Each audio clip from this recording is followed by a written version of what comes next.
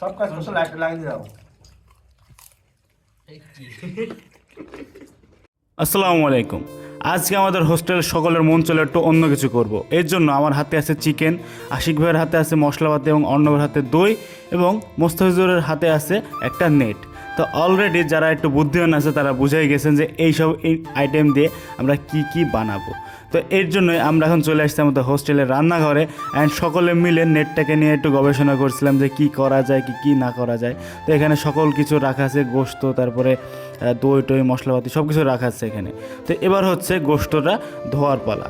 তো এর জন্য আমরা এখন ট্যাপে প্রথমে গোশতটাকে ভালো করে ধুয়ে নিচ্ছি। তো গোশতটা ধুচ্ছিল হচ্ছে সোহান ভাই। তো গোশতটা ভালো করে ধোয়ার পরে পানিটা ফেলে দিল অ্যান্ড পানি ফেলার পরে এখন হচ্ছে গোশতটাতে ভালো করে মশলাপাতি লাগানোর পালা। তো ভালো করে মশলাপাতি লাগাই দিচ্ছিল আরাব ভাই যেন ভিতর পর্যন্ত মশলাপাতিগুলো চলে যায়, কারণ এগুলো আজকে পোড়ানো হবে। আজকে আমরা মুরগির মাংসের বারবিকিউ বানাবো।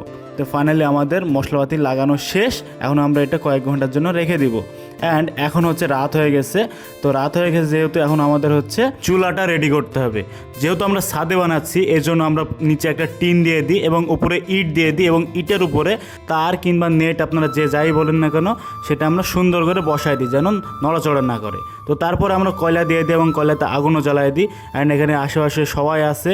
তো কেউ কেউ দাঁড়ায় দাঁড়ায় দেখছে, কেউ কেউ হেল্প করছে, আর আমি ভিডিও করছি। অ্যান্ড এখানে আমরা একটা ফ্যান নিয়ে আসি যেন ফু দেওয়ার যে কষ্টটা আছে ওইটা যেন না থাকে। তো তারপরে মানিক ভাই আস্তে আস্তে করে 1 বাই 1 প্রতিটা মাংসের পিসগুলো আগুনের উপরে দিয়ে দিচ্ছিল যেন ভালোভাবে সেটা রান্না হয়ে যায়, এবং জুসাইদ ভাই এখানে তারের উপরে তেল লাগাই দিচ্ছিল যেন ভালো করে সেটা রান্না হয়ে যায়। তারপরে অনেক সময় লেগে যায় এবং ফাইনালি আমাদের বারবিকিউ রেডি। অ্যান্ড দেখেই বুঝতে পারছেন যে কত টেস্টি লাগছে দেখতে না ভাই, আমি তো খেয়ে ফেলছি ভাই, অনেক টেস্টি হয়েছে।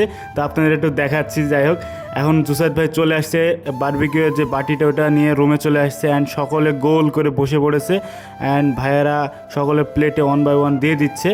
তো ভাই খুবই লোভ লাগছিল তখন, যেহেতু এখন খেয়ে ফেলছি, কিন্তু তখন ভাই খুবই লোভ লাগছিল যে কখন খাবো। তো সকলে এখানে প্লেট নিয়ে বসে আছি অ্যান্ড ওয়েট করছি। তো বারবিকিউ দেওয়ার পরে মানিক ভাই সকলে প্লেটে হচ্ছে পরোটা দিয়ে দিচ্ছে। তো আমাদের আইটেম ছিল হচ্ছে পরোটা, নান রুটি, বারবিকিউ সস এবং মেয়োনিজ। তো আমরা এই আইটেমগুলো রেখেছিলাম এখানে। অ্যান্ড তারপরে আমাদের প্লেটে সবাইকে রুটি দিয়ে দেয়।